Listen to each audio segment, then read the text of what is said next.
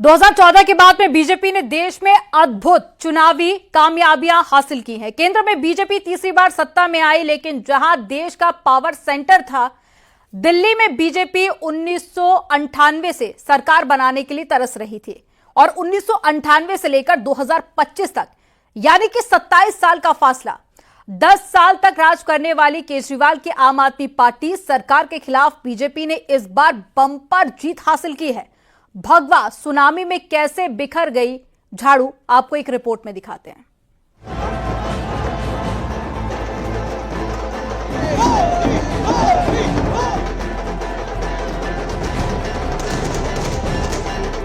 दिल्ली में बीजेपी की दमदार एंट्री हो चुकी है। 27 साल का वनवास समाप्त करते हुए भाजपा ने दिल्ली में भगवा लहरा दिया है। दिल्ली वालों ने आम आदमी पार्टी को ऐसे नकारा कि पार्टी के नंबर 1 नेता अरविंद केजरीवाल, नंबर 2 नेता मनीष सिसोदिया तक चुनाव हार गए। दिल्ली में बम्पर बहुमत के साथ बीजेपी की सरकार आ रही है। दिल्ली में बीजेपी की प्रचंड जीत पर अमित शाह का आम आदमी पार्टी और केजरीवाल पर बड़ा हमला। अमित शाह ने एक्स पर लिखा, दिल्ली में छूट के शासन का अंत हुआ है। ये अहंकार और अराजकता की हार है।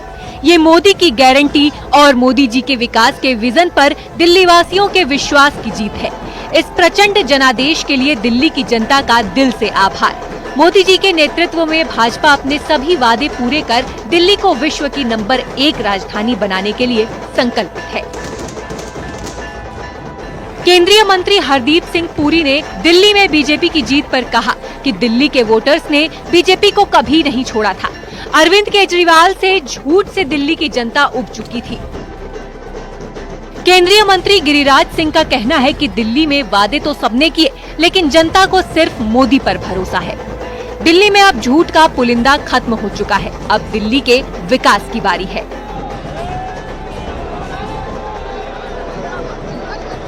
दिल्ली के वोटर्स को सल्यूट करता हूं।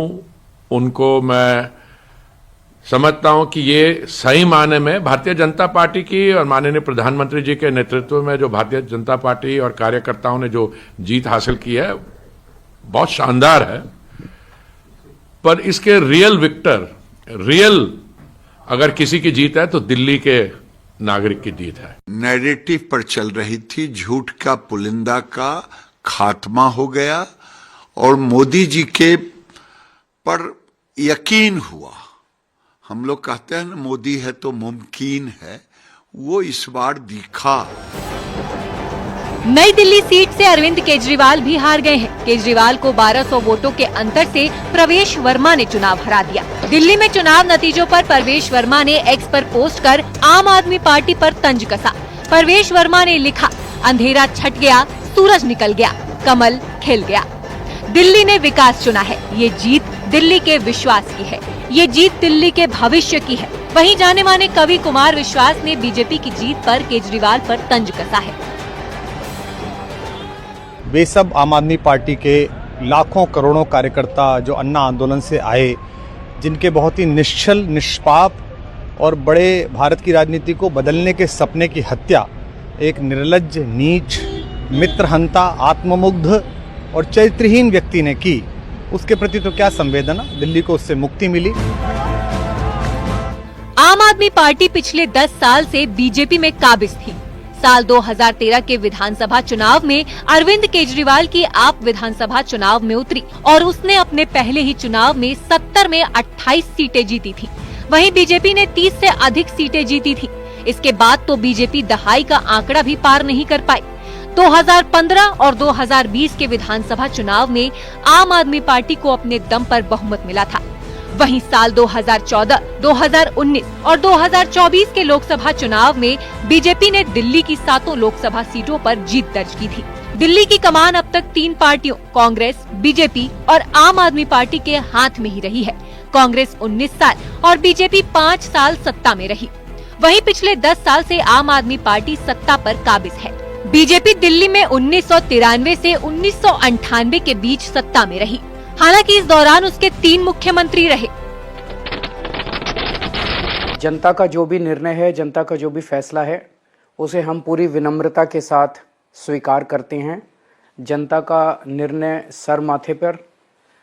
मैं भारतीय जनता पार्टी को इस जीत के लिए बहुत बहुत बधाई देता हूं और मैं उम्मीद करता हूं कि जिस उम्मीद के साथ और जिस आशा के साथ लोगों ने उनको बहुमत दिया है, वो उन सभी उम्मीदों और आशाओं पे पूरा उतरेंगे। 27 साल का वनवास समाप्त करते हुए भाजपा ने दिल्ली में भगवा लहरा दिया है।